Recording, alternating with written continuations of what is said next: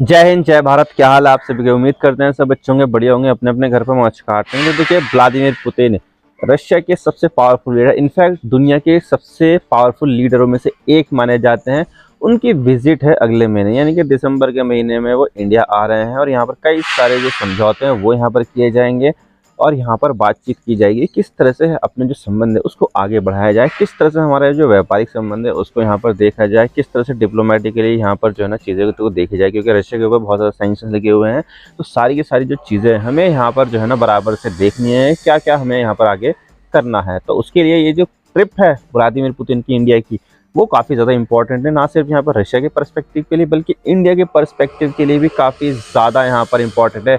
क्योंकि यहीं पर ही जब हमें पता चलेगा कि क्या हम यहाँ पर अपना 5th जनरेशन का फाइटर एयरक्राफ्ट है वो रशिया से खरीदने वाले हैं या फिर हम किसी दूसरे देश से खरीदने वाले हैं। क्योंकि अभी यहाँ पर ये बताया जा रहा है कि जो रशिया है उसने फुल टेक्नोलॉजी ट्रांसफ़र करने का प्रॉमिस कर दिया है अपने 5th जनरेशन के फाइटर जेट Su-57 का। जी हाँ, यहाँ पर रशिया की तरफ से ये आया है, उनकी तरफ से आया है, ये बातचीत आई हुई है कि रशिया पूरी जो टेक्नोलॉजी वो इंडिया को ट्रांसफ़र करेगा। Su-57 जो 5th जनरेशन का फाइटर जेट है, जिसको नेटो वाले फिलॉन कहते हैं, उसकी टेक्नोलॉजी इंडिया को ट्रांसफ़र करेगा। और यहाँ पर ये भी बताएगा जो भी तुम्हें चाहिए इक्विपमेंट वो हम यहाँ पर देंगे, जितनी मर्जी सप्लाई चाहिए तुम्हें हम यहाँ पर देंगे, और जो भी तुम्हें करना है वो हम यहाँ पर दे देंगे। यानी कि किसी भी तरह की कोई भी रिस्ट्रिक्शन नहीं है। भाई आजकल देते हैं ना, बहुत सारी जो चीज़ें बनती है, हमें यहाँ पर कोई चीज़ मिलती है रशिया की तरफ से या फिर हम यहाँ पर अमेरिका से खरीदते हैं, तो हमें यहाँ पर जो है ना ये बताना होता है कि हम यहाँ पर किसके ऊपर इस्तेमाल करेंगे, क्या हमारे जो फ्रेंडली देश है उसके ऊपर तो इस्तेमाल नहीं होगा। ये सारी चीज़ें जो है ना बतानी पड़ती है, तभी यहाँ पर जो है ना वो सामान की बिक्री को मंजूरी देते, वरना देते नहीं है। लेकिन यहाँ पर रशिया की तरफ से ये बताया जा रहा है कि अनरिस्ट्रिक्टेड सप्लाई की जाएगी रशिया की तरफ से, और टेक्नोलॉजी की तरह से पूरी तरह से यहाँ पर ट्रांसफ़र कर दी जाएगी, जो इंडिया के लिए बहुत ही गेम चेंजर साबित होने वाला है। वो कैसे, आज इसके बारे में पूरी डिटेल के साथ बात करते हैं। लेकिन उससे पहले आप चैनल पर नए हो ना, सब्सक्राइब जरूर कर देना। आपकी एक सब्सक्रिप्शन से हमारे कंटेंट बनाने की मोटिवेशन मिलती है। तो आप क्या सोचते हो, क्या भारत को यहाँ पर 5th जनरेशन का फाइटर एयरक्राफ्ट रशिया से खरीदना चाहिए, जिनका यहाँ पर Su-57 है? कमेंट सेक्शन में जरूर बताइएगा। तो चलो शुरू कर दो। तो सबसे पहले हम यहाँ पर ये देख लेते हैं कि 5th जनरेशन के फाइटर एयरक्राफ्ट होते क्या है और वहाँ पर ये जो Su-57 कहाँ पर फिट बैठता है। तो देखिए, यहाँ पर जो फाइटर जेट होते हैं ना, उनको जनरेशन के हिसाब से यहाँ पर कैटेगराइज किया जाता है कि 1 जनरेशन का वर्ल्ड वॉर 1 में इस्तेमाल हुए, 2nd जनरेशन वर्ल्ड वॉर 3 में इस्तेमाल हुए, 3rd जनरेशन कोल्ड वॉर में इस्तेमाल हुए, 4th जनरेशन अभी इस्तेमाल हो रहे हैं, लेकिन जो 5th जनरेशन है वो भी यहाँ पर अभी इस्तेमाल हो रहे हैं। लेकिन यहाँ पर उसके ऊपर जो है ना काफ़ी ज़्यादा जो है ना देश निर्भर नहीं करते हैं।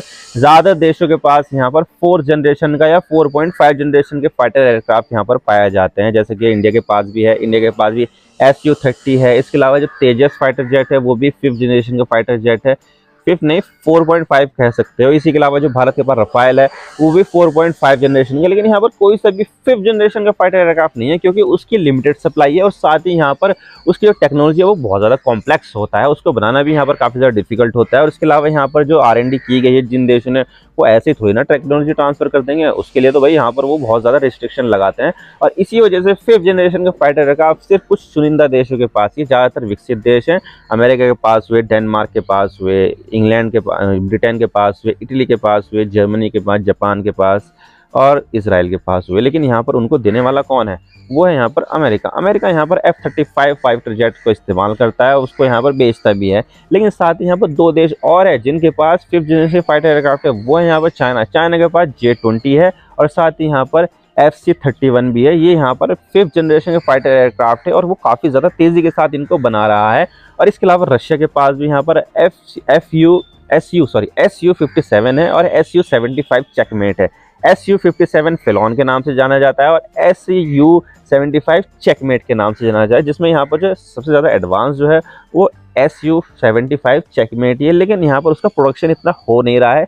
एक तो वैसे रशिया वॉर में उलझा है, जिसकी वजह से यहाँ पर अपना जो प्रोडक्शन है वो फाइटर जेट की जगह पर अपने लिए मिसाइलें बनाने पर जा रहा है, जिससे यहाँ पर उसकी प्रोडक्शन कम हो रही है। लेकिन यहाँ पर अपने लिए वो Su-57 को बना पा रहा है और इसी को ही यहाँ पर इंडिया को यहाँ पर ऑफर किया जा रहा है कि हम यहाँ पर इंडिया को दे देंगे।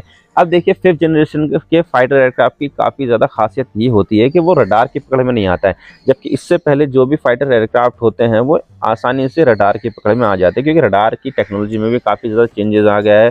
पहले यहाँ पर रडार इतना ज़्यादा काम नहीं करता था, लेकिन अब यहाँ पर काफ़ी ज़्यादा एडवांस रडार हो गए हैं, तो यहाँ पर एकदम से पकड़ लेते हैं। लेकिन 5th जनरेशन के फाइटर एयरक्राफ्ट होते हैं, उनके ऊपर ऐसी कोटिंग लगी होती है, उसके ऊपर लेयर होती है, जिससे वो जो रडार की जो सिग्नल्स है उनको अवॉइड कर सकते हैं, इवेट कर देते हैं भाई। और इसी के अलावा यहाँ पर जो मिसाइल्स भी होती हैं वो उनके डैनों पे नहीं लगी रहती है, जो उनके फिन्स होते हैं ना, जिससे वो हवा में उड़ते हैं, तो उनके नीचे लगी हुई नहीं रहती। जैसे कि हमने यहाँ पर रफाल में देखे हैं, उनके परों पर लगे रहती है मिसाइलें। लेकिन 5th जनरेशन फाइटर एयरक्राफ्ट में यहाँ पर मिसाइल बे होती है, वेपन बे होती है, और तभी यहाँ पर वो खुलती है जब वहाँ से फायर करना होता है। यानी कि यहाँ पर वो अपने अंदर मिसाइल लेकर चलेगा, लेकिन उसके डैनों पर नहीं लगी रहेगी, जिससे यहाँ पर क्या होगा कि मिसाइलों के ऊपर तो ऐसी कोई कोटिंग होती नहीं है, तो मिसाइल तो 5th जनरेशन के फाइटर एयरक्राफ्ट अंदर रखते हैं, तो रडार के सिग्नल मिसाइल पे पड़ेंगे नहीं, और इसी वजह से यहाँ पर वो रडार की पकड़ में आते नहीं है। और इसी वजह से ये जो 5th जनरेशन फाइटर एयरक्राफ्ट है वो दुश्मन के देश में जाते हैं, अपने मिशन को अकम्प्लिश करते हैं और वापस से अपने बेस के ऊपर लौट जाते हैं, और वो किसी को पता भी नहीं चलता। और इसी वजह से यहाँ पर ये काफ़ी ज़्यादा खतरनाक माना जाता है। इजराइल ने इसका भरपूर इस्तेमाल किया था ईरान के ऊपर अटैक करने में। आपने देखा था ना, 12 दिन तक यहाँ पर ईरान और इसराइल के बीच में वॉर चला था, जिसमें यहाँ पर एक्सटेंसिव बमबारी यहाँ पर ईरान की गई थी। उसमें कौन सा फाइटर एयरक्राफ्ट था? वो यहाँ पर था यही F-35 इसराइल के पास जो था, और यहाँ पर उसको रोक नहीं पाया था ईरान, और इसी वजह से यहाँ पर काफ़ी ज़्यादा टेक्नोलॉजिकल एज मिलती है 5th जनरेशन फाइटर एयरक्राफ्ट को।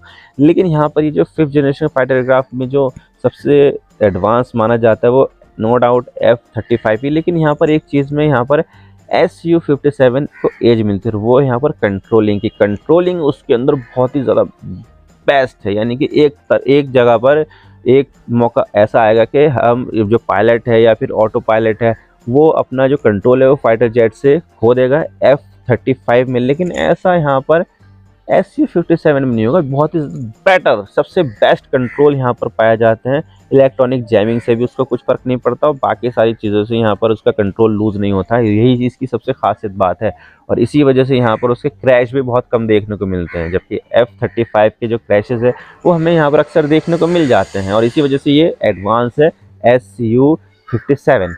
लेकिन अब यहाँ पर बात आती है कि इंडिया के पास यहाँ पर क्यों नहीं है, क्योंकि देखा जाए तो बहुत ज़्यादा कॉम्प्लेक्स टेक्नोलॉजी से बनाया जाता है। इसके ऊपर क्या कोटिंग लगाई जाती है, इसका सीक्रेट हमेशा से उसी देश के पास रहता है जो इसको बनाता है। और इसका जो सीक्रेट है वो शायद यहाँ पर जो रशिया जो हमें ऑफर कर रहा है वो भी यहाँ पर देने वाला नहीं है। लेकिन बाकी की जो टेक्नोलॉजी जिसमें यहाँ पर इलेक्ट्रॉनिक्स वगैरह, रडार वगैरह, मिसाइल वगैरह जो होती है वो तो यहाँ पर दे देगा, लेकिन इसकी जो कोटिंग लगी रहती है वो शायद यहाँ पर रशिया ना दे।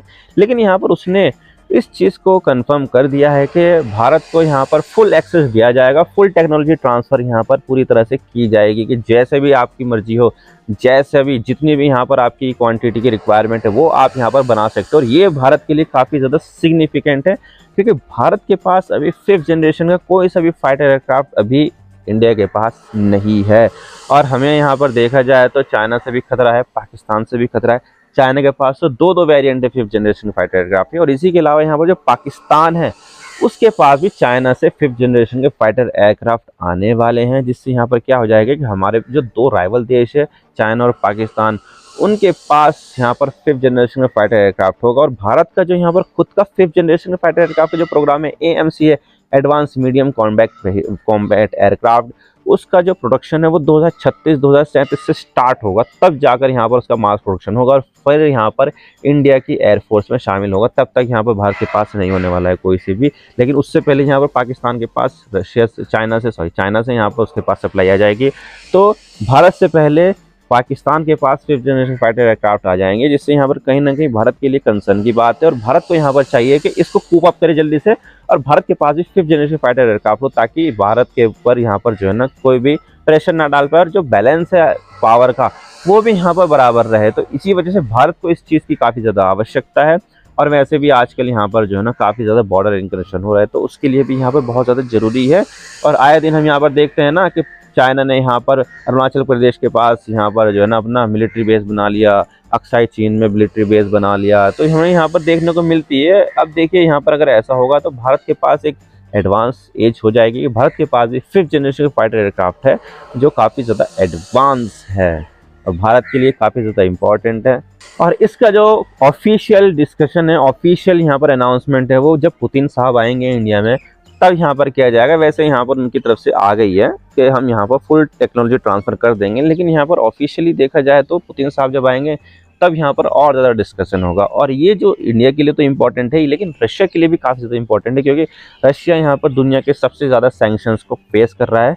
अगर यहाँ पर कोई देश रशिया के साथ व्यापार करता हुआ पाया जाता है तो उसके ऊपर टैरिफ लगा दिए जाते हैं, जैसे कि इंडिया के ऊपर। इंडिया यहाँ पर रशिया से तेल खरीद रहा है तो 25% का और टैरिफ लगा दिया इंडिया के ऊपर।